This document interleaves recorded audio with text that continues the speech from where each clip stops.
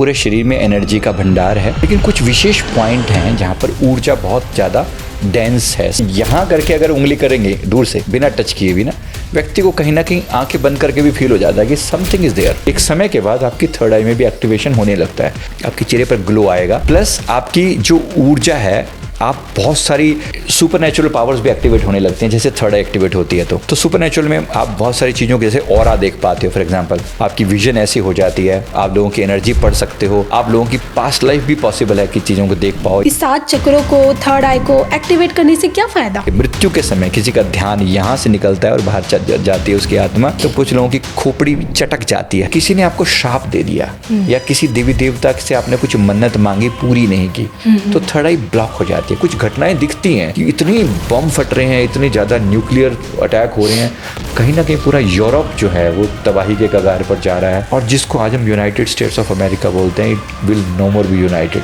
हमें दिख रहा है कि वो ब्रेक हो रहा है।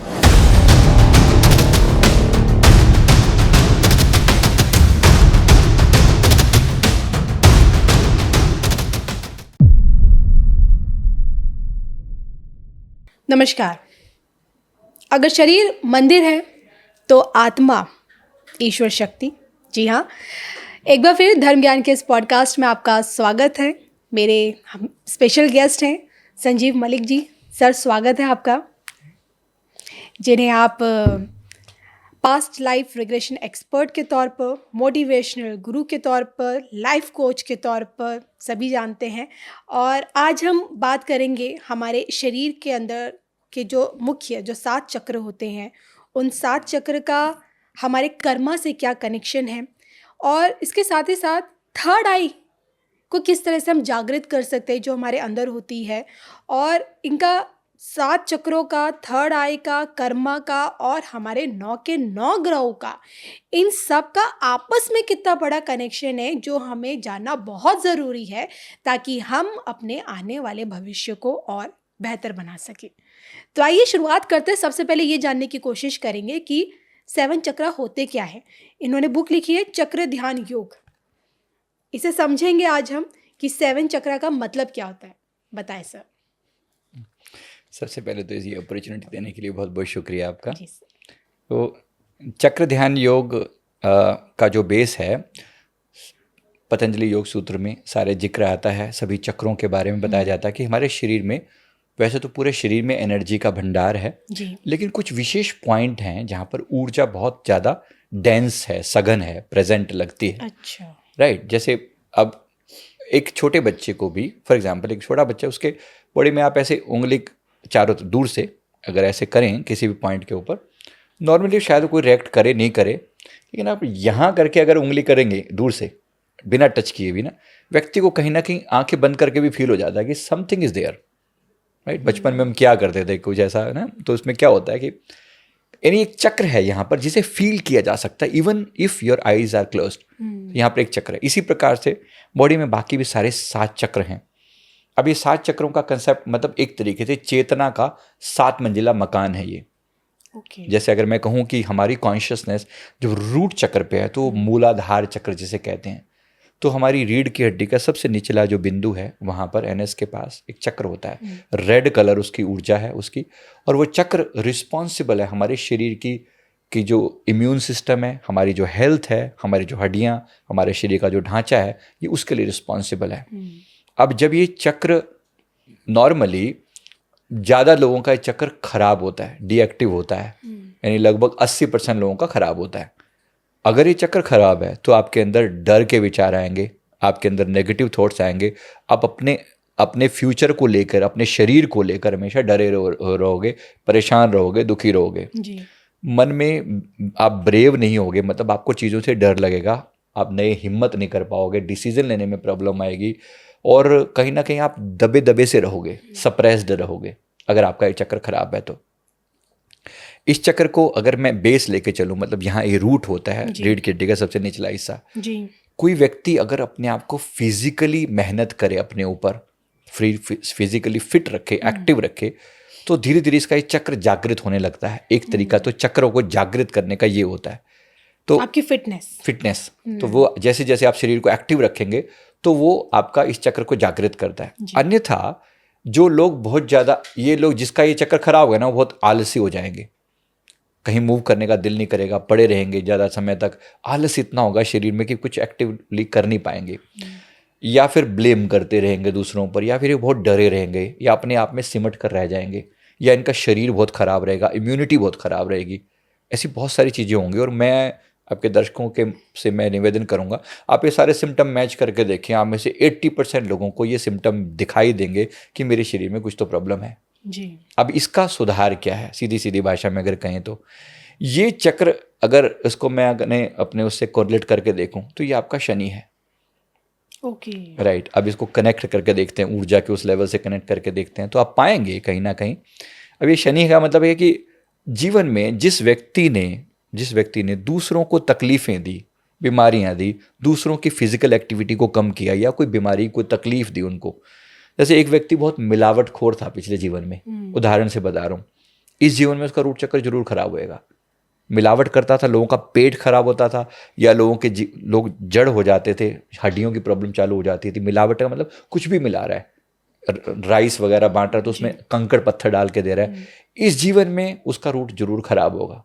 ऐसी अनेक तकलीफें उसको इस जीवन में होगी, एक फाउंडेशन उसकी खराब होगी। तो ये फाउंडेशन का मतलब, बचपन में अगर किसी व्यक्ति की परवरिश अच्छी हो तो ये चक्र ठीक से एक्टिवेट हो जाता है, अगर ना हो तो ये चक्र बहुत खराब रहेगा, व्यक्ति डरा सा रहेगा। अब इसके बाद जो नेक्स्ट जो चक्रों की यात्रा में आता है वो है आपका स्वाधिष्ठान चक्र। स्वाधिष्ठान चक्र नाभि से लगभग 3 इंच नीचे होता है। यहाँ के जो देव हैं वो ब्रह्मा जी हैं, ये हमारा जेनिटल रिलेटेड चक्र होता है। इस चक्र से हमारी क्रिएटिविटी कंट्रोल होती है। किसी व्यक्ति का जब ये चक्र खराब होता है तो वो व्यक्ति के अंदर बहुत ज़्यादा सेक्सुअल थॉट्स या बिल्कुल नहीं आएंगे, या फिर बहुत ज़्यादा आएंगे, ऐसा ऑपोजिट हो सकता है बिल्कुल ये व्यक्ति, या फिर ये व्यक्ति बहुत, इसको जेनिटल रिलेटेड इश्यूज होंगे, या इसके अंदर क्रिएटिविटी नहीं होगी, कोई भी याद रखने की कोशिश करेगा, इसको चीज़ें याद नहीं रहेंगी, ब्रह्मचर्य धारण करना इसके लिए बहुत मुश्किल हो जाएगा। ऐसी ये इसके स्वाधिष्ठान चक्र से जुड़ी हुई समस्याएं हैं। ये क्रिएटिविटी से जुड़ा हुआ चक्र है ये। अब इसको अगर कोई व्यक्ति ठीक कर ले, ये हमारा, अगर मैं उस हमारा जो शरीर का जो जल तत्व है ये उसके कंट्रोल में रहता है। राइट। अब अगर जैसे ये हमारा शुक्र है, मतलब अगर मैं ग्रहों की भाषा में कहूँ तो ये हमारा शुक्र है। कोई व्यक्ति जब किसी दूसरे व्यक्ति के साथ कुछ बुरा करता है, कुछ नेगेटिव करता है, सेक्सुअल या कुछ ऐसा दिक्कत में, उसका ये चक्र जरूर खराब रहेगा। अब वही कर्म का सिद्धांत हमारे चक्रों पर आ गया। चक्रों के कारण हमारा जीवन कंट्रोल हो रहा है, हमारी चेतना का जो नेक्स्ट लेवल है, मतलब एक था बिल्कुल पशु तुल्य केवल शरीर के लेवल पर जीना, फिर वो शरीर के लेवल से थोड़ा ग्रो किया, अब वो बच्चे पैदा करना, नेक्स्ट लेवल। उसके बाद नेक्स्ट लेवल आता है फिर मणिपुर चक्र। मणिपुर चक्र नाभि से लगभग 2 इंच ऊपर होता है हमारे। ये जो मणिपुर चक्र है ये हमारी चेतना का 3rd लेवल है। जब व्यक्ति यहाँ तक पहुँचता है, मतलब चेतना जो हमारी नीचे से ग्रो करती है, बच्चा बिल्कुल एकदम शरीर के लेवल पर जी रहा होता है, फिर वो ग्रोथ के लेवल पर आ जाता है, फिर वो अपने अंदर एक सेल्फ रिस्पेक्ट पैदा करना शुरू कर देता है एक सर्टेन लेवल पर जाकर, यानी वो मणिपुर चक्र पर आ गया। मणिपुर चक्र पर जो व्यक्ति जी रहा है वो केवल अपने ईगो सेल्फ में जीता है। अगर ये चक्र खराब है ना तो उसमें कॉन्फिडेंस की कमी रहेगी, उसके अंदर डर रहेगा, उसका पेट खराब रहेगा, उसकी किडनी से रिलेटेड कोई इशू हो सकता है, या कुछ इस टाइप की प्रॉब्लम रहेगी, या उसको स्टमक में या फिर लिवर में कुछ ना कुछ इशू रहेगा। अगर ये चक्र खराब है तो कॉन्फिडेंस की कमी होना, विल पावर की कमी होना, ये हमारा सूर्य चक्र कहलाता है। अगर ये चक्र खराब है मतलब ये आपके जीवन का सूर्य है, यानी आपका जो, अगर मैं कुंडली के हिसाब से कहूँ तो आपका जो सूर्य है, सूर्य की जो ऊर्जा है वो आपके यहाँ पर इफेक्ट करती है। राइट। अगर कोई व्यक्ति इसको एक्टिवेट कर ले तो उसके अंदर कॉन्फिडेंस आ जाएगा, विल पावर आ जाएगी, उसको वो स्ट्रोंग होता चला जाएगा, मतलब, और उसका आत्मसम्मान बढ़ने लगेगा। अगर आप लोग भी, हम सब भी कहीं ना कहीं, अगर आपको लगता है कि कॉन्फिडेंस की कमी है, विल पावर की कमी है, आप कहीं ना कहीं अपने आप को अच्छे से एक्सप्रेस नहीं कर पाते, बोल नहीं पाते, डिसीजन नहीं ले पाते, तो आपको इस चक्र पर थोड़ा सा काम करना चाहिए। काम करना कोई बहुत मुश्किल नहीं है, किसी को ये ना लगे कि मैं कह रहा हूँ कि बहुत मुश्किल। ओवरऑल जो है बहुत सिंपल है। इन सब के बीज मंत्र होते हैं। जैसे रूट चक्र का बीज मंत्र होता है लम। कोई व्यक्ति अगर लम की चैंटिंग करे, कमर सीधी रख के बैठे, और ये जो ज्ञान मुद्रा होती है, अगर ज्ञान मुद्रा लगा के सीधे कमर रखे और लम की चैंटिंग करे, लम लम लम लम, कुछ समय में चक्र एक्टिवेट होने लगता है। ये चक्र एक्टिवेट होगा तो आपके अंदर से फियर खत्म हो जाएगा, डर खत्म हो जाएगा, आपको जीवन पे भरोसा आने लगेगा। जो सारा दिन जीवन की सर्वाइवल के ऊपर क्वेश्चन था वो सारे समाप्त हो जाएंगे। सैक्रल चक्र ठीक होगा तो मन से वो उस तरह के विचार खत्म हो जाएंगे, क्रिएटिव हो जाएंगे आप। जो लोग बहुत क्रिएटिव होते हैं, इन्होंने सैक्रल चक्र पर काम किया होता है। सैक्रल चक्र की ऊर्जा को ऊपर उठाकर जीवन में इन दोनों की जो ऊर्जा, इसी ऊर्जा का नाम होता है कुंडलिनी शक्ति, जिसे काम ऊर्जा कहते हैं। ये काम ऊर्जा राम ऊर्जा में कन्वर्ट की जा सकती है। इसी का नाम है ब्रह्मचर्य धारण करना। मतलब आपकी ऊर्जा वहां से चेंज हो गई, अपग्रेड हो गई है वो। हम किसी भी व्यक्ति की जो चेतना है वो शव से शिव की यात्रा है। हम सब भी शव से शिव बनने के लिए ही पैदा हुए हैं। उस सेकंड चक्र पर हम पहुंचे, थर्ड चक्र पर पहुंच के हम मणिपुर पर आ जाते हैं, जहां हमारे अंदर कॉन्फिडेंस बढ़ने लगता है, हमारा सूर्य बढ़ने लगता है। इसके लिए कपालभाति करना चाहिए और इसका बीज मंत्र है रम। तो रम रम रम ऐसे थोड़ी देर के लिए 5, 7, 10 मिनट के लिए अगर कोई चैंटिंग करे और कपालभाति साथ में करे तो पाएंगे कि ये चक्र जागृत होने लगता है। व्यक्ति के चेतना का एक अलग ही लेवल आने लगता है, उसके चेहरे पर ब्राइटनेस आ जाएगी और वो कॉन्फिडेंस बढ़ेगा, विल पावर स्ट्रांग होगी। ये व्यक्ति जब कुछ बात कहेगा तो लोगों को भरोसा आएगा। इस तरह से लेवल। फिर हृदय चक्र पर बात आ जाती है। जिन लोगों का ये चक्र, हृदय चक्र अगर वीक होगा तो ये व्यक्ति इमोशनल होगा, बहुत ज़्यादा ओवर सेंसिटिव होगा या बिल्कुल अंडर सेंसिटिव होगा। मतलब चक्र की एक ऊर्जा होती है, चक्र का एक लेवल होता है, एक फ्रीक्वेंसी होती है। अगर उससे नीचे है तो भी प्रॉब्लम है, उससे ऊपर है तो भी प्रॉब्लम है, मतलब अंडर एक्टिव या ओवर एक्टिव। अब जैसे ही आप इसको बैलेंस करोगे, आप देखोगे बहुत से लोग जीवन में जिनका ये चक्र बैलेंस होगा, ये बहुत अच्छे से रिश्ते निभाना जानते होंगे। अगर ये चक्र खराब होगा तो रिश्तों में लोग मार खा जाएंगे। मतलब टैकल कर पाना, थोड़े मुश्किल बिहेवियर वाले लोगों को टैकल कर पाना, हाई इमोशंस में रहना, दुखी हैं, परेशान हैं, छोटी छोटी बातें उनके दिल को लग जाती हैं, मतलब आपका हार्ट चक्र वीक है। ठीक करने का तरीका बिल्कुल सिंपल है। ये जो है, ये आपको अगर मैं कहूँ तो ये सीधा सीधा आपका मंगल है। अगर ये चक्र खराब है, हृदय चक्र, तो ये व्यक्ति बहुत ज़्यादा ओवर इमोशनल, ओवर सेंसिटिव। मैं जब किसी व्यक्ति को देखता हूँ मुझे यही एनर्जी दिखाई पड़ती है उनकी। I can see the chakras on different levels की व्यक्ति का ये चक्र कितना एक्टिव है। उसके बेसिस पे उसकी पूरी पर्सनैलिटी को डिफाइन किया जा सकता है जी। और न केवल डिफाइन किया जा सकता है बल्कि उसे करेक्ट भी किया जा सकता है कि भाई आप यहाँ जी रहे हो, इसको ठीक कर लो तो आपका ये ठीक हो जाएगा। ज़्यादातर लेडीज़ का हृदय चक्र वीक रहता है, वीक रहेगा, इमोशन बहुत ज़्यादा, ओवर थिंकिंग, इमोशन, डर, फियर, और ये लोग यस पर्सन बन जाते हैं, मतलब ये ना नहीं कह सकते बिल्कुल भी। इसके लिए थोड़ी स्ट्रेंथ चाहिए, हृदय चक्र को स्ट्रॉन्ग बनाना चाहिए। क्या करें? इसका जो बीज मंत्र है वो यम है, YAM, यम। तो यम की चैंटिंग है, यम यम यम। ये क्या हो रहा है? जैसे हमारी जीभ एक सर्टेन टाइप की फ्रीक्वेंसी जनरेट करती है, यम यम यम ऐसे हम बोलते हैं। अब ये एक साउंड जो हो रही है ये हमारे इस चक्र की फ्रीक्वेंसी को एक्टिवेट कर रही है, एनर्जी दे रही है। इस चक्र की जो ऊर्जा है वो ग्रीन कलर की है। जिसका ये चक्र वीक होगा उसको ग्रीनरी बड़ी पसंद होगी। ये सिंपल सी एक डेफिनेशन है, पता लगेगा आपको। और उसी चक्र का जो कलर है, कलर से मैच कर लें या उसको ग्रहों से मैच कर लें। अब ये कहें तो ग्रहों में देखेंगे तो इस व्यक्ति का ग्रह बड़ा, कहेंगे मंगल इसका नीच का है, या आपको उस रूप में दिखाई पड़ेगी चीज़। ये क्या हुआ है? अगर कर्मों के हिसाब से देखें तो इस व्यक्ति ने दूसरों के दिल बड़े दुखाए हैं, दूसरों को इमोशनली टॉर्चर किया, परेशान किया, तो इसका खुद का चक्र खराब है। राइट, सारी चीज़ें मैच कर रही हैं। अब फिर उसके बाद हृदय पर अगर मैं ध्यान लगाकर कोई भी व्यक्ति यम की चैंटिंग करे तो इसका ये चक्र एक्टिवेट होने लगेगा। तो एक तो ये यम की चैंटिंग है। दूसरा, भगवान शिव देवता है इस चक्र के। अगर किसी को इसको ठीक करना है तो भगवान शिव की आराधना करें, इस जगह पर ध्यान लगाकर ओम नमः शिवाय की चैंटिंग करे तो उसका ये चक्र एक्टिवेट होने लगेगा।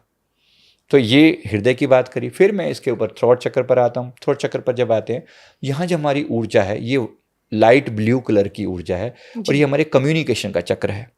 चक्र का मतलब हो गया हमारी चेतना का एक लेवल पहुंच गया।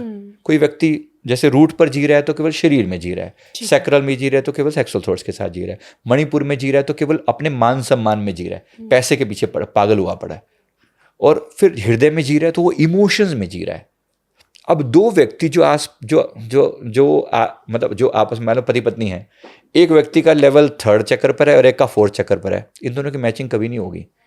मतलब ये मिसमैच होंगे एक टाइप का, इसका ये हाई है, इसका ये लो है, ये पैसा वगैरह करेगा और ये इमोशन पे काम करेगी, तो ये दोनों की मैचिंग में बड़ी दिक्कत आएगी। अगर सही मैं चक्रों के लेवल पर बात करूं, ये व्यक्ति अपने चक्र को एक्टिवेट कर ले, मतलब मणिपुर को ठीक कर ले और ये अपने हृदय को ठीक कर ले, तो इनकी मैचिंग सदा बनी रहेगी। मतलब मैं आपको सिर्फ वो बात कर रहा हूँ जो बिल्कुल प्रैक्टिकल है, इसमें कोई ग्रहों से डायरेक्ट कनेक्शन, मतलब वो नहीं कि मैं किसी ग्रह की बात कर रहा हूँ, मैं आपको ये बात कर रहा हूँ जो आप इजीली कर सकते हैं। जैसे मैं 5 मिनट का ध्यान हृदय चक्र पर लगाया तो आपका इमोशन ठीक हो जाएंगे। किसी से आप उन्हें स्ट्रॉन्ग कर सकते हो, आप उन्हें स्ट्रॉन्ग कर सकते हैं। बिल्कुल सिंपल है, एकदम डैम सिंपल चीज़ है। यम की चैंटिंग केवल 5 मिनट आपके चक्र को ठीक ठाक कर देगी। मैंने एक डैम सिंपल मेडिटेशन बना के डाला है, 7 चक्रा मेडिटेशन के नाम से, कुंडलिनी ध्यान के नाम से ऐसे मेडिटेशन चलते हैं। इसको लोग कुंडलिनी योग भी बोल देते हैं, आप बेशक उसको उस में भी जान सकते हैं, एक ही बात है ये। तो इसको एक्टिवेट कर लिया। अब ये एक्टिवेट होते ही ये आपके इमोशंस को स्ट्रॉन्ग बना देगा, आप हर तरह की चीज़ों को डील कर पाओगे। अन्यथा आप इमोशन में ही अटके रह जाओगे। फिर थ्रॉट चक्र की मैं बात कर रहा था। थ्रॉट चक्र जो है ये आपके कम्युनिकेशन का, ज्ञान का चक्र है। जैसे ये एक्टिवेट होने लगता है आपके अंदर ज्ञान डेवलप होने लगता है। आप जितना ऊपर, मतलब आपके कम्युनिकेशन स्ट्रॉन्ग होंगे, आप बोलोगे तो लोग आपकी बात से कन्विंस होंगे, लोग आपकी बात को अच्छा समझेंगे, पॉजिटिव समझेंगे, आपका इंप्रेशन लोगों पे बहुत पॉजिटिव जाएगा, आपकी स्पीच अच्छी होगी, या आप सिंगर हो सकते हैं, आप एक गायक हो सकते हैं, या फिर आपकी स्पीच के लोग दीवाने होंगे। कुछ तो आपके पास होगा जो ज्ञान से जुड़ा हुआ होगा, राइट। अभी जो इस फील्ड में, हमारे यूट्यूब वाले फील्ड में ज़्यादातर लोगों का ये चक्र ठीक है जी, लेकिन नीचे कहीं ना कहीं प्रॉब्लम है। अब लोगों को लगता है कि भाई क्या ऐसा हो सकता है कि नीचे के चक्र खराब हो और ये चक्र ठीक हो? The answer is yes. हो सकता है कि आपके नीचे के रूट चक्र खराब हो लेकिन थ्रॉट चक्र ठीक हो, ऐसा हो सकता है। हर चक्र उस मामले में कुछ हद तक इंडिपेंडेंट भी होता है, लेकिन कुछ चीज़ों में वो कनेक्टेड भी होता है, कुछ पार्ट में। तो क्या करना चाहिए? अपने इस चक्र पर काम करें। इसके लिए जो हमारा बीज मंत्र है वो हम है, हम। तो हम की चैंटिंग करना या भ्रामरी प्राणायाम करना इसके लिए बिल्कुल बेस्ट है।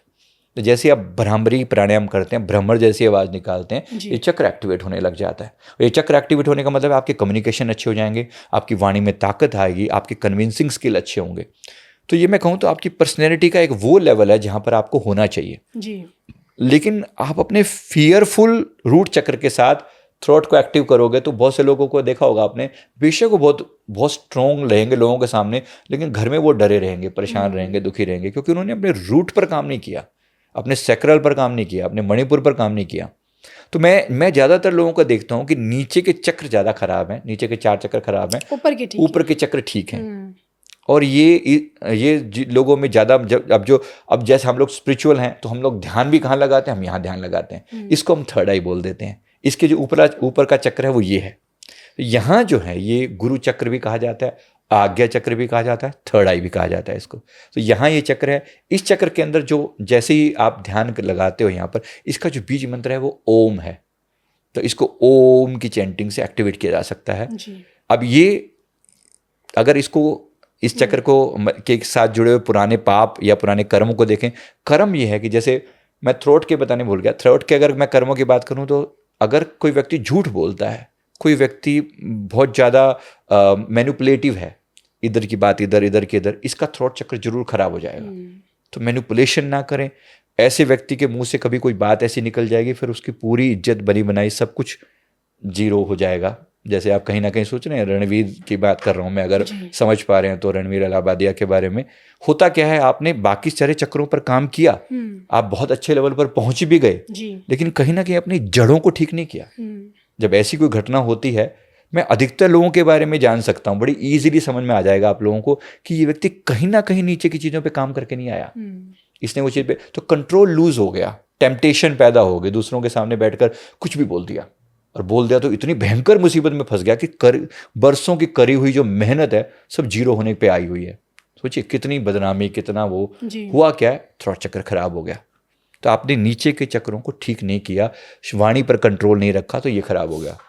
इसी तरह से मैं और थर्ड आई की बात करूं, ये जो चक्र है ज़्यादातर हम ध्यान करते हैं ना, इसी पर ध्यान करते हैं, तो एक समय के बाद आपकी थर्ड आई में भी एक्टिवेशन होने लगता है। तो बहुत से लोगों का आगे चक्र जागृत होने लगता है। जब ये चक्र जागृत होगा, आपके चेहरे पर ग्लो आएगा, प्लस आपकी जो ऊर्जा है, आप बहुत सारी सुपरनेचुरल पावर्स भी एक्टिवेट होने लगती हैं। जैसे थर्ड आई एक्टिवेट होती है तो सुपरनेचुरल में आप बहुत सारी चीज़ों के जैसे ऑरा देख पाते हो, फॉर एग्जांपल। तो ऑरा देख पाना लोगों का, आपकी विजन ऐसी हो जाती है, आप लोगों की एनर्जी पढ़ सकते हो, आप लोगों की पास्ट लाइफ भी पॉसिबल है कि चीज़ों को देख पाओ, या आप आत्माओं को भी देख पाते हो। अगर आप इस पर काम करो तो सबके लिए ट्रू नहीं है, जरूरी नहीं कि हर व्यक्ति को दिखेगा। इस पर मेहनत करना बड़ा मुश्किल है, एफर्ट लगते हैं, बहुत एफर्ट लगते हैं।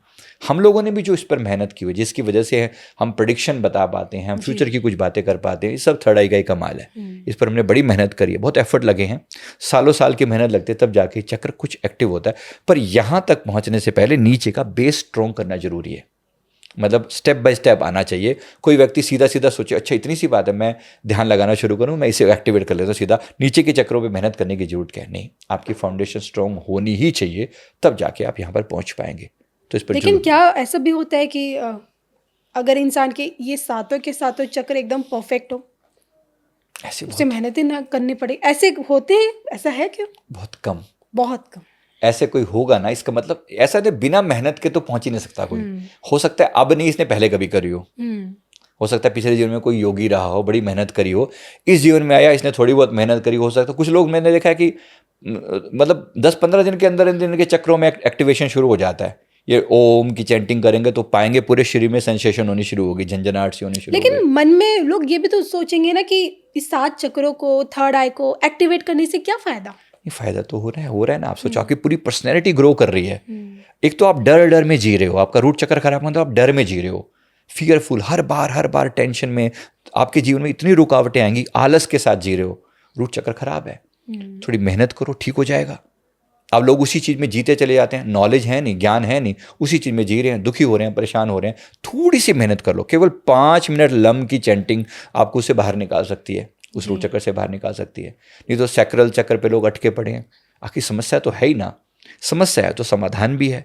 मैं सबकी ऊर्जा केवल आंखों से लेवल पर चेक करके बताई जा सकते हैं कि बनाने इस व्यक्ति के कौन कौन से चक्र खराब हैं। और अब तो इसके लिए सॉफ्टवेयर भी आ गए हैं, कोई ये नहीं कि मेरी ही पावर है, सॉफ्टवेयर से पता लगाया जा सकता है। ऑरा रीडर सॉफ्टवेयर होते हैं, तो ऑरा को जांचा जा सकता है और पूरा ऑरा देखा जा सकता है। इसी से हमारा ऑरा भी बनता है।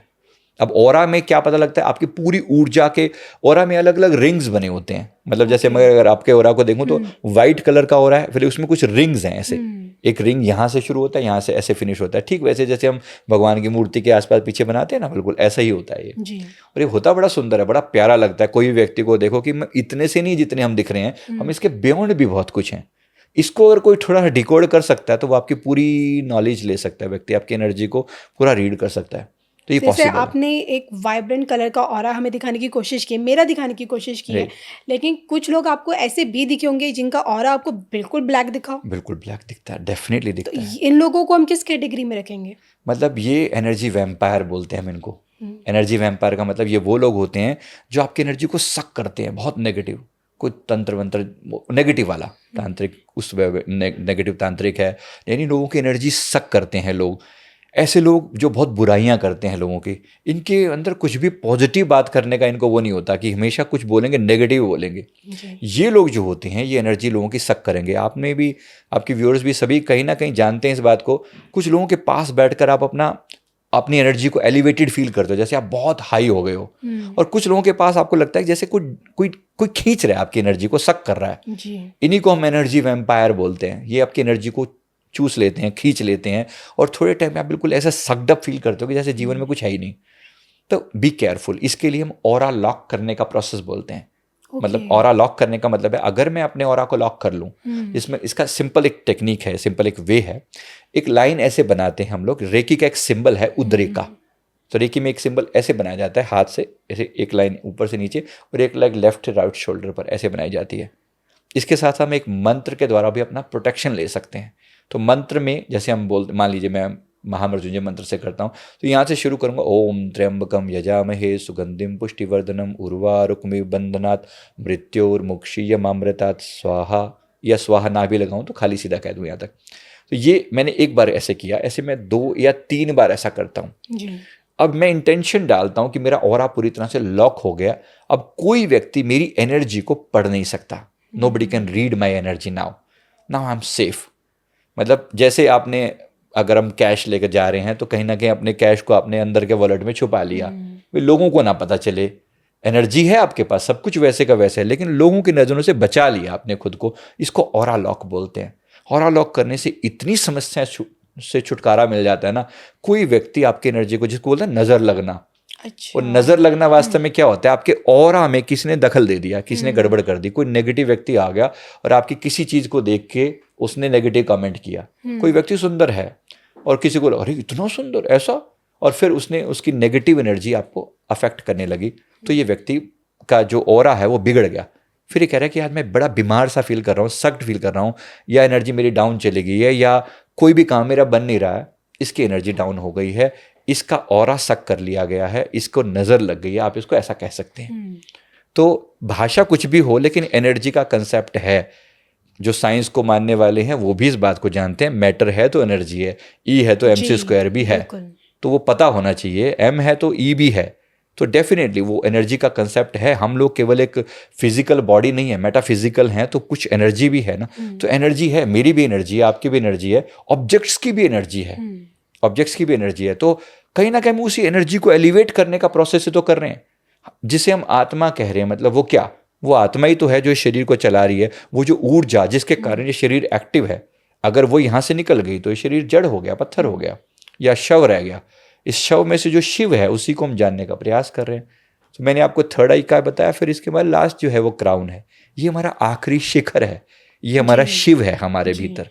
अगर कोई व्यक्ति यहाँ तक अपनी चेतना को ले जाता है तो ये उसकी शिवत्व की यात्रा है। तो व्यक्ति की मतलब नीचे से ऊपर से उठ चेतना उसकी उठ गति करते करते अल्टीमेटली उसको यहाँ तक लाने का प्रयास हर इंसान को करना चाहिए। यहाँ से अगर कोई व्यक्ति ले आता है तो उसकी चेतना एकदम शिखर पर पहुँच गई, टॉप पर पहुँच गई। इस व्यक्ति का ऑरा जबरदस्त होगा, पॉजिटिव ऊर्जा से भरा हुआ होगा। अगर यहाँ से कोई एग्जिट करके मृत्यु के समय किसी का ध्यान यहाँ से निकलता है और बाहर जाती है उसकी आत्मा, तो कुछ लोगों की खोपड़ी चटक जाती है हल्की सी। तो आपको एक क्रिया याद होगी, हिंदू सनातन धर्म में एक मृत्यु के समय में बेटे को बोला जाता है, पुत्र को, कि वो कपाल क्रिया बोलते हैं। कपाल क्रिया मतलब खोपड़ी को चटकाने के लिए, मतलब वो डंडे से एक डंडा लेके मारते हैं शव को। जब उसको जलाया जा रहा होता है तो खोपड़ी पर मारा जाता है, इस जगह पर, मतलब जो शव है उसको मारा जाता है। ये होती है कपाल क्रिया। इस कपाल क्रिया के पीछे का जो रहस्य है वो ये है कि अगर उस व्यक्ति की ऊर्जा यहाँ से निकल के ऊपर गई हो तो ये व्यक्ति जीवन मरण के चक्कर से मुक्त हो जाएगा, जिसे हम मोक्ष कहते हैं। तो ये 7 चक्रों की जो यात्रा है, शव से शिव की यात्रा है। कोई व्यक्ति शव की तरह जीता रहे, उसकी मर्जी, कोई उससे ऊपर उठ के जी सके, उसकी मर्जी। तो प्रत्येक चक्र का अपना अपना एक रोल है।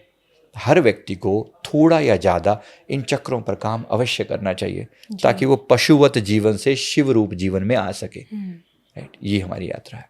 देखिए 7 चक्र का आपने कॉन्सेप्ट मुझे समझाया हमारे अंदर, लेकिन क्या ये कॉन्सेप्ट बच्चों में भी होता है? देखिए यहाँ आपने मुझे बताया ना कि किस तरह से आप अपने 7 चक्र को लॉक कर सकते हैं ताकि कोई हम किसी की बुरी नज़र में ना रहे।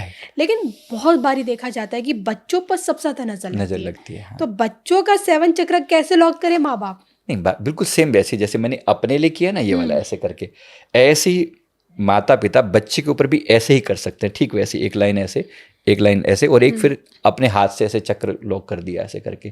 तो माता पिता के द्वारा किया हुआ भी वैलिड होता है। इसके अलावा रुद्राक्ष पहना जा सकता है नॉर्मली। देखो मैंने अभी भी रुद्राक्ष धारण किया हुआ। इसके पीछे जो स्टोरी है वो प्रोटेक्शन है। इसके एक एक मणके के ऊपर जाप किया जाता है। राइट, ओम त्र्यंबकम यजामहे, आप लगातार जाप कर रहे हो एक एक मणके के ऊपर, फिर आपने इसको धारण कर लिया। अब ये आपको कंठी जो है ये आपको ये प्रोटेक्शन देगी, मतलब ये रुद्राक्ष आपको प्रोटेक्शन दे रहा है।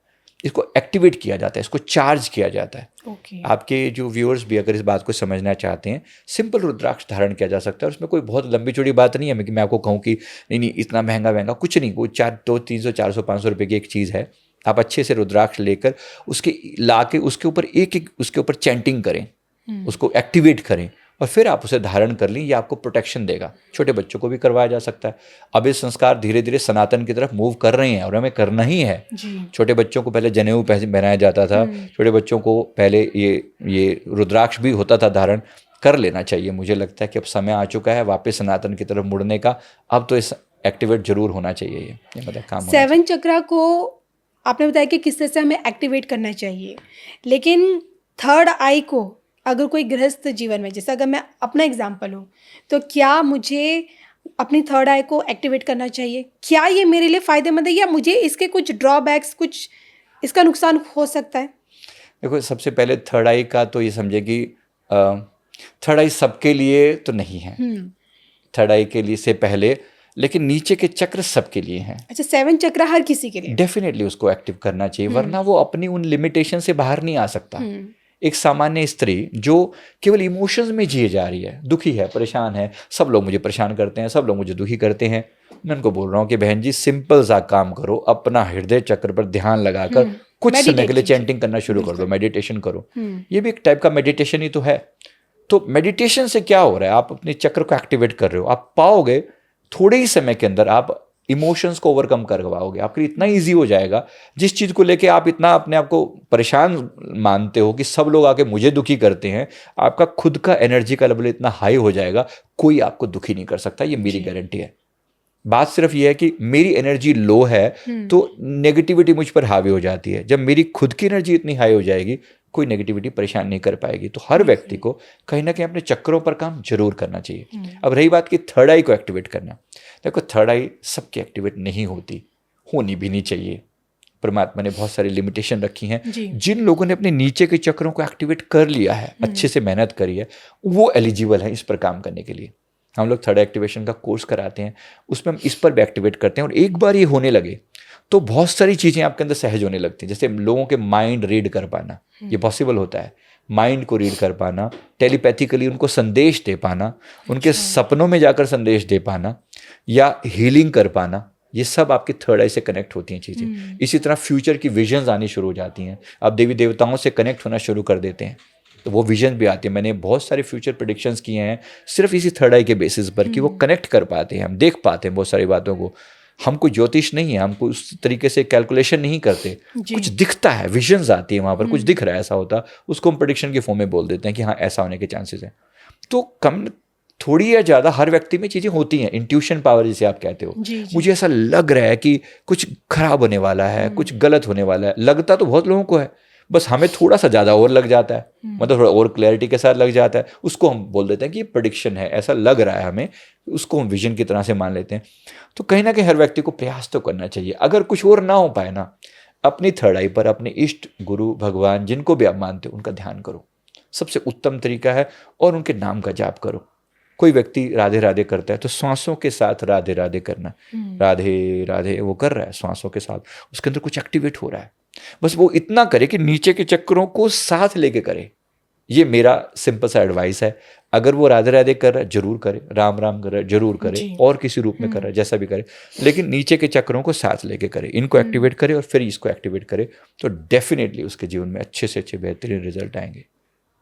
इसी के साथ एक सवाल ये भी है कि देखिए, मैं ये सोचती हूँ कि हर चीज़ के कुछ पॉजिटिव एस्पेक्ट्स होते हैं, कुछ नेगेटिव एस्पेक्ट्स होते हैं, लेकिन थर्ड आई के आपने मुझे बताया कि क्या फ़ायदे हैं, कि इस तरह से आप माइंड रीड कर सकते हैं, फ्यूचर प्रेडिक्ट कर सकते हैं, बहुत सारी चीज़ें देख सकते हैं, सामने वाला क्या सोच रहा है, उसकी ऑरा कैसी है।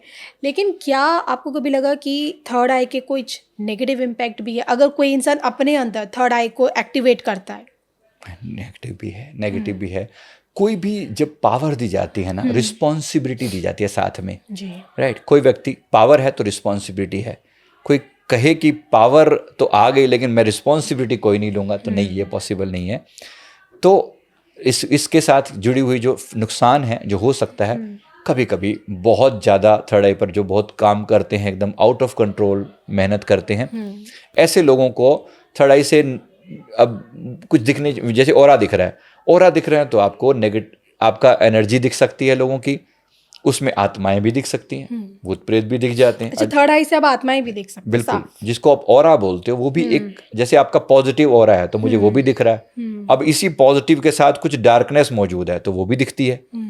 वो भी है, तो जो आत्मा है वो भी तो एक है तो एनर्जी ना जी। तो वो आपका ऑरा के साथ, जैसे आपका फिजिकल एक शरीर के साथ साथ आपके आसपास में एक फील्ड है, उन लोगों के पास फिजिकल बॉडी नहीं है लेकिन एनर्जी मौजूद है। बिल्कुल। तो वो एनर्जी को ही हम देख पाते हैं कि यहाँ पर एक सोल जैसा कुछ, ऐसा सेमी ट्रांसपेरेंट जैसा कुछ खड़ा है जो दिख रहा है, जो यहाँ पर हो सकता है कोई सोल है ये। फिर थोड़ा सा और ध्यान दिया जाए तो वो भी पता लगने लगता है। तो नुकसान ये है थर्ड आई के खुलने का कि कोई व्यक्ति इनसे कनेक्ट होने लगता है। तो ये जब आपको समझ लेते हैं कि इस व्यक्ति की थर्ड एक्टिवेट है, थोड़ा ये तंग करती हैं, फिर ये कहते हैं हमें मुक्ति दो, हमारी बात सुनो, हमारी They know प्रॉब्लम्स को हमारी sort out प्रॉब्लम को करो। सोल्व करो, हमें इससे बदला लेना है, हमें इसके प्रति पॉजिटिव है नेगेटिव, कुछ इनकी भी अपनी एक अलग दुनिया है। ये कभी हमारी तरह जीते जागते इंसान ही तो थे, जी लेकिन आज ये उस फॉर्म में है जहाँ पर ये कुछ कह नहीं पाते। तो ये अपने किसी को तंग करके, किसी को परेशान करके वास्तव में क्या कह रहे हैं, मुझ पर भी ध्यान दो, मैं भी परेशानी में हूँ, मेरा भी कोई सोल्यूशन दो। तो जो व्यक्ति जानता है वो इनको मुक्त कराने के लिए प्रयास कर सकता है, करना भी चाहिए। तो इसी को हम बस, नुकसान क्या है थड़े को एक्टिवेट होने का कि आपको ये दिखनी शुरू हो जाती हैं, तो कभी कभी दिक्कत हो सकती है। ऐसे में अपने ऑरा को लॉक रखना सबसे सेफ है। मैं किसी को ना देखूं, कोई मुझे ना देख पाए, बिल्कुल। ये सेफ्टी के लिए। आपने एक्टिवेट कैसे करना है बताया, लॉक कैसे करना है ये समझा दिया, लेकिन अगर ब्लॉक हो जाए तब क्या करें? हो जाता ना, क्योंकि पाइप अगर ब्लॉक हो गया तो किचन में तो किचन ही बिगड़ जाता है मेरे देखो उसमें। ब्लॉकेज, जैसे मैंने बोला ना, ये जो चक्र है ना, यही आपकी थड़ाई पे पहुंच जाती है और थड़ाई ब्लॉक हो जाती है। कभी कभी चक्रों की ऊर्जा से ही थड़ाई खुलती है, चक्रों की ऊर्जा से थड़ाई ब्लॉक हो जाती है। थड़ाई किसी और कारणों से भी ब्लॉक हो जाती है, जैसे किसी ने आपको श्राप दे दिया, या किसी देवी देवता से आपने कुछ मन्नत मांगी, पूरी नहीं की, तो थड़ाई ब्लॉक हो जाती है कुछ समय के लिए। किसी ने आपको ब्लेसिंग दी और आपको वरदान दिया कि आप ऐसा ऐसा ऐसा ऐसा कर पाओगे ऐसा, और उसमें आपने उनकी बात को माना ही नहीं, आपने उनको तिरस्कार कर दिया, उनकी मूर्ति हटा दी, कुछ कर दिया, उनका अपमान कर दिया, या जिस काम के लिए आपने प्रॉमिस किया था वो काम पूरा नहीं किया, मन्नत मांग के छोड़ दी, जी, तो उस समय थड़ाई ब्लॉक कर दी जाती है। 7 चक्रास भी ब्लॉक होते हैं? 7 चक्र भी ब्लॉक होते हैं, ठीक कर्मों की वजह से ही। ओके। मतलब कोई आपने ऐसा कर्म किया जिसकी वजह से आपके चक्र ब्लॉक कर दिए गए। कोई नेगेटिव एनर्जी का अटैक होता है किसी व्यक्ति पर, तो भी उसके चक्र ब्लॉक हो जाते हैं सारे। जी। तब उसको जैसे खाना नहीं पचेगा, यानी मणिपुर चक्र ब्लॉक कर दिया गया इसका।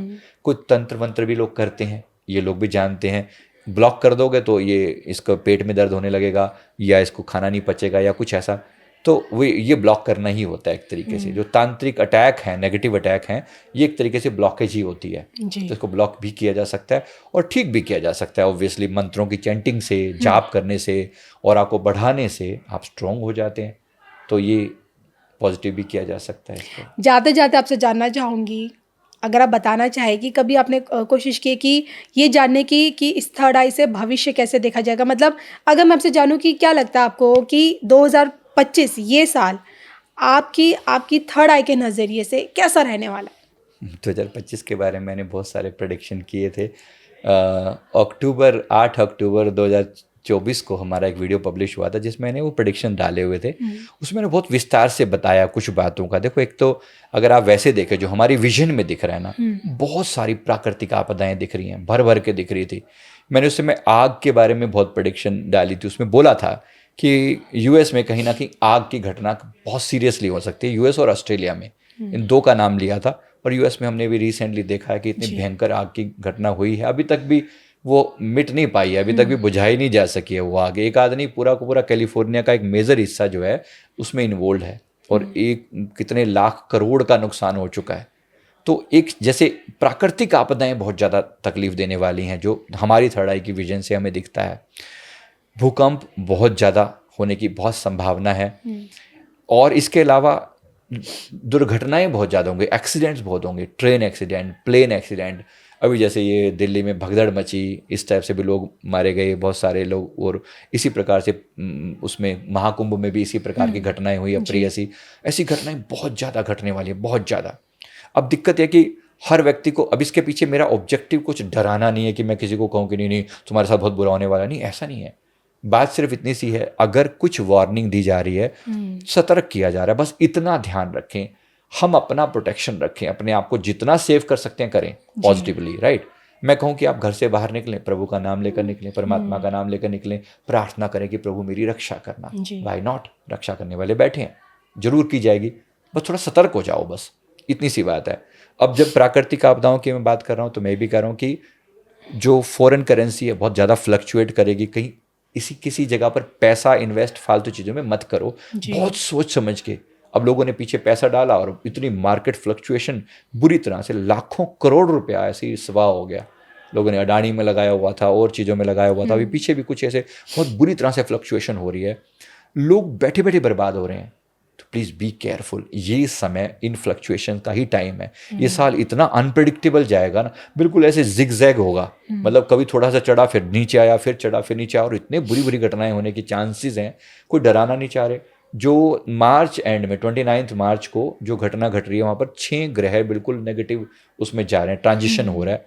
ये अलाइनमेंट जब चेंज होता है ना, तब गड़बड़ होती होती है एस्ट्रोलॉजिकली, मतलब पूरी पृथ्वी की अलाइनमेंट चेंज हो रही है, पूरी कॉस्मिक अलाइनमेंट जब चेंज हो रही है, तो हाँ घटनाएं बहुत सारी अनप्रेडिक्टेबल हैं। तो वहाँ जो गड़बड़ होने के जो चांसेस दिख रहे हैं, लोगों के रिश्ते टूटेंगे, बड़ी बड़ी चीज़ों को हम लोगों के परिवार बिखरने लगेंगे, तो परिवार की संभाल कर लो ना, मैं इतना ही बोल रहा हूँ, राइट। इसमें कोई कोई किसी के प्रति कोई नेगेटिव नहीं है, बस संभाल करने को बोलो। जिन रिश्तों की कदर नहीं करोगे वो जीवन से हट जाएंगे, दूर हो जाएंगे। साथ में जो हमें दिख रही हैं जो प्राकृतिक आपदाएं, और साथ में ये मतलब वर्ल्ड वार की जो सिचुएशन पैदा हो रही है, अभी तुरंत तो नहीं लग रहा वर्ल्ड वार का, लेकिन 3-4 साल के अंदर अंदर ऐसा लग रहा है कि वर्ल्ड वार की पूरी अभी भी स्थिति तो आई पड़ी है। बहुत लोग तो कह रहे हैं कि वर्ल्ड वार चालू हो चुकी है ये, क्योंकि अभी भी रशिया यूक्रेन वाला फ्रंट वो ख़त्म नहीं हुआ है। यहाँ पर कहने को भी लग रहा है कि जो ताइवान, सीरिया और इजराइल के बीच में अभी चीज़ें शांत पड़ी, शांत नहीं है, वो नहीं है। कितना मर्जी ट्रंप आके कह ले कि मैं युद्ध रुकवा दूंगा, he can not do that. चिंगारी भड़क रही है, वो होगा, और वही सेंटर बनेगा विश्व युद्ध का, थर्ड वर्ल्ड वार का सेंटर बनेगा। कहीं ना कहीं ईरान इसमें बुरी तरह से इन्वॉल्व होगा। ये अब सभी फ्यूचर में देखेंगे। कुछ घटनाएं दिखती हैं कि इतनी बम फट रहे हैं, इतनी ज़्यादा न्यूक्लियर अटैक हो रहे हैं, कहीं ना कहीं पूरा यूरोप जो है वो तबाही के कगार पर जा रहा है। और जिसको आज हम यूनाइटेड स्टेट्स ऑफ अमेरिका बोलते हैं, it will no more be united. हमें दिख रहा है कि वो ब्रेक हो रहा है, उसका जो यूनाइटेड वाला पार्ट है, मतलब अमेरिका रहा है, खंड खंड हो रहा है, ब्रेक हो रहा है। ऐसा पाकिस्तान का हमें दिखता है कि वो ब्रेक हो रहा है, मतलब जो अपने आप को कह रहा है कि वो बलूचिस्तान और वो सिंध और वो जो एरिया है ना, ये अलग अलग पार्ट में डिवाइड हो जाएंगे। तो ये कहीं ना कहीं ये सब दिखती हैं, विजन में आती हैं चीज़ें। जो आज चाइना है, ये 2030-31 के आसपास ऐसा दिखता है कि ये भी ब्रेक होगा, 8 पार्ट में डिवाइड होगा, ऐसा दिखता है, हमें विजन में आता है बार बार। तो चीज़ें दिखती हैं। एग्जैक्ट घटनाक्रम कैसे बनेगा वो थोड़ा समय आने पर बोलते हैं तो ज़्यादा अच्छा लगता है। आज बोल दो ना भी ऐसा होने वाला है, तो फिर लोग एकदम बोलते हैं कि ऐसे मन से बना के कुछ भी बोल दोगे तो नहीं, ऐसा नहीं है। कुछ चीज़ें दिख रही हैं और इस जीवन में, और शुरुआत भी हो चुकी है। ऐसा नहीं है कि इस साल के अंदर हम ऑलरेडी एंटर कर चुके हैं, और इस साल अभी तक तो बहुत पॉजिटिव नहीं गया है, चीज़ें बहुत नेगेटिव घट रही हैं। पर एक चीज़ जो अच्छी होने वाली है, जो अच्छी है, वो है अवेकनिंग। यानी जहाँ एक तरफ डिजास्टर हो रहा है, वहीं पर अवेकनिंग भी हो रही है। मतलब लोग जाग रहे हैं और ज़्यादा अवेयर होंगे धर्म के प्रति। सनातन धर्म का खूब प्रचार होगा, तो जिसको हम धर्म गुरु कहते हैं, इंडिया जो है ना धर्म गुरु होगा, और इंडिया जो है ना एक तरीके से इसका वर्चस्व, पूरे सनातन का वर्चस्व पूरे वर्ल्ड में लहराएगा। ये सत्य होता हुआ दिख रहा है। 2030-31 के बाद एक नया ही वर्ल्ड ऑर्डर देखेंगे, जो अभी तक दिखता है उससे बिल्कुल डिफरेंट होने जो कहा जाता है विश्व गुरु वाला। यस, विश्व गुरु डेफिनेट है, डेफिनेट। हाँ, हमें बहुत चीज़ों में सुधार करना पड़ेगा। मैं ये नहीं कह रहा हूँ कि आज हम बने बनाए बैठे हैं, बिल्कुल नहीं है। हमें अपने अंदर आपको बहुत सुधारना पड़ेगा। पर ये भी ट्रू है, जब इनको बाकी लोगों को कहीं से कोई विजन नहीं दिखेगी ना, then India will be the playing the lead role. लोग आके एक तरीके से हमसे मांगेंगे, सहायता मांगेंगे। हमसे का मतलब यहाँ पर इंडिया की बात कर रहा हूँ, सनातन की शरण में आएंगे, तो सनातन के थ्रू गाइडेंस मिलेगी, क्योंकि बाकी सब भटकाने वाले बैठे हैं। मैं किसी धर्म पर कोई टिप्पणी नहीं कर रहा हूँ, बट कोई विरला है जो आत्मा के कल्याण की बात कर रहा है। डराने वाले, धमकाने वाले धर्म बहुत हैं। एक सनातन में हम जब सबकी अहिंसा की बात करते हैं, जगत के कल्याण की बात करते हैं, हम सर्वे भवन्तु सुखिनः का नारा लगाते हैं, तो हम सबकी बात करते हैं, वसुधैव कुटुंबकम की बात करते हैं। ये केवल सनातन में ही बातें की जाती हैं। लोगों को ये समझ में आ रहा है कि कहीं ना कहीं बाकी सब जगह पर डिस्ट्रक्शन की बातें हो रही हैं, यहाँ कंस्ट्रक्शन की बात हो रही है, कनेक्ट करने की बात हो रही है, सृजन की बात हो रही है। तो ये बात एक अब टाइम आ चुका है सनातन के प्रोमिनेंट होने का, सनातन के स्ट्रोंग होने का, पावरफुल। आपको लगता है कि विश्व पटल पर सनातन का फैलाव हमें नजर आएगा? 100% डेफिनेट होगा, हो रहा है। अभी ये जो महाकुंभ हुआ है, जहाँ 50 करोड़ से ज़्यादा लोग डुबकी लगा चुके हैं, क्या ये भी सनातन के फैलाव का एक नमूना नहीं है? सबसे बड़ा powerful big example, big example. बहुत बड़ी बात है ये, बहुत बड़ी बात है। इतने बड़े लेवल पर चेंज लाया जा रहा है, और केवल स्नान थोड़ी हो रहा है, वहाँ पर चेतना का लेवल उठाने की कोशिश हो रही है जी। सारी कॉन्शियस एनर्जीज वहाँ पर मौजूद हैं। हम आप लोगों को सामान्य, मतलब बाकी सब लोगों को जो दिखते हैं कि वहाँ पर एक त्रिवेणी संगम मात्र है, वहाँ सभी देवी देवता, सारी पॉजिटिव एनर्जीज बैठकर काम कर रही हैं कि जो व्यक्ति यहाँ पर आए उसको एलिवेट करके भेजा जाए। मैंने पीछे एक वीडियो में बोला था 3D to 5D shift 3D to 5D shift के बारे में मैंने बोला था कि जहाँ एक तरफ मतलब जो इतना डिजास्टर होने जा रहा है, वहीं पर ही सृजन की प्रक्रिया भी होने जा रही है। जब जब विनाश होगा, जब जब तांडव होगा, उसके बाद फिर सृजन भी तो होगा। सृष्टि बिगड़ेगी तो दोबारा बनेगी भी सही। वो बनने की प्रक्रिया चालू कर दिया ना, न्यू ह्यूमन बीइंग को बनाया जाने की समझो प्रोसेस चालू है। तो एलिवेट करना जरूरी है कि इनकी चेतना का लेवल ऊंचा बढ़ाया जाए, इसके लिए प्रयास किया जा रहा है। तो मैंने ये जाना कि सारी कॉस्मिक पावर्स मिलके, सारी जो डिवाइन पावर्स हैं, जैसे जिनमें मेरे परमहंस गुरुदेव जी और सभी दिव्य शक्तियों को मैं कह रहा हूँ, इसमें हिमालय में बैठे बहुत सारे योगी, ये सब मिलके इनकी प्लानिंग के साथ ये कह रहे हैं कि जहाँ डिजास्टर हो वहां पर एलिवेशन भी हो, आत्माओं को ऊंचा भी उठाया जाए।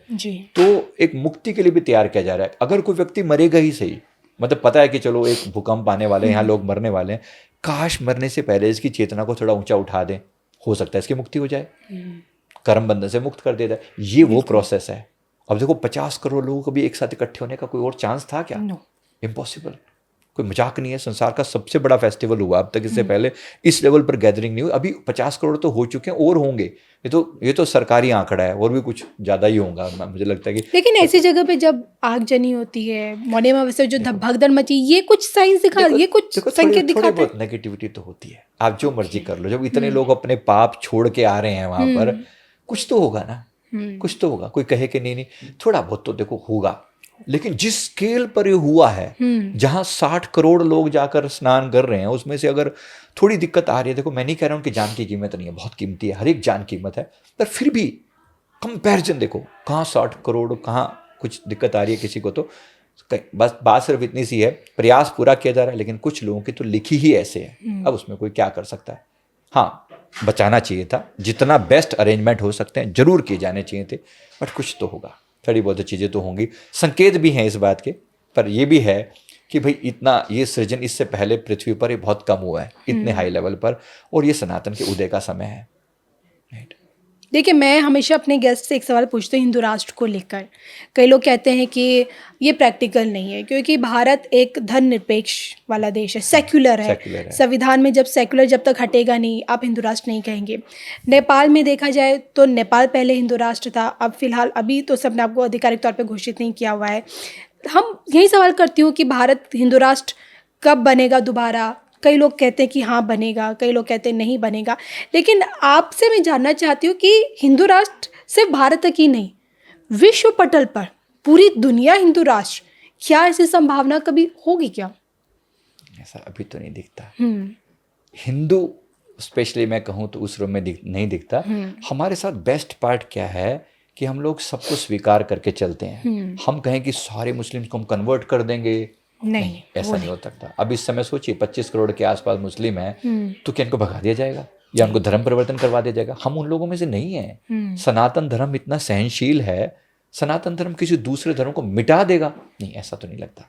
ये जरूर है कि टसल होगी, ये जरूर है कि कॉन्फ्लिक्ट्स होंगे, लड़ाई होंगी, धर्म युद्ध होगा, ये होगा, बिल्कुल धर्म युद्ध होगा। ये धर्म का समय है, धर्म के इवोल्यूशन का समय है, तो धर्म युद्ध तो होगा।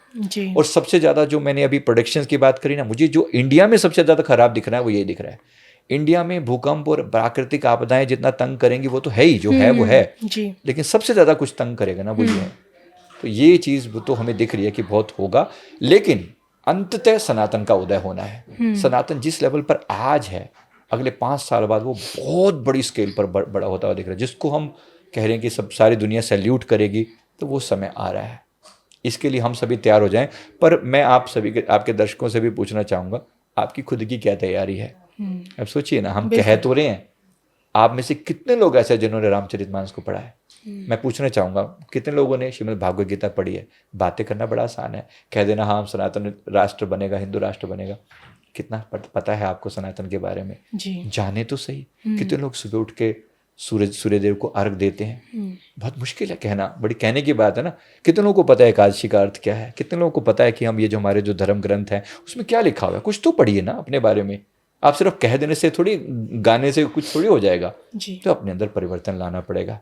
अगर सच में सनातन पर गर्व करना है, सनातन के बारे में जानो, सनातन की परंपराओं को निभा कर देखो, पता तो लगे आपको। संस्कार जो होते हैं, 16 संस्कार किस बात के होते हैं, क्या होते हैं ये?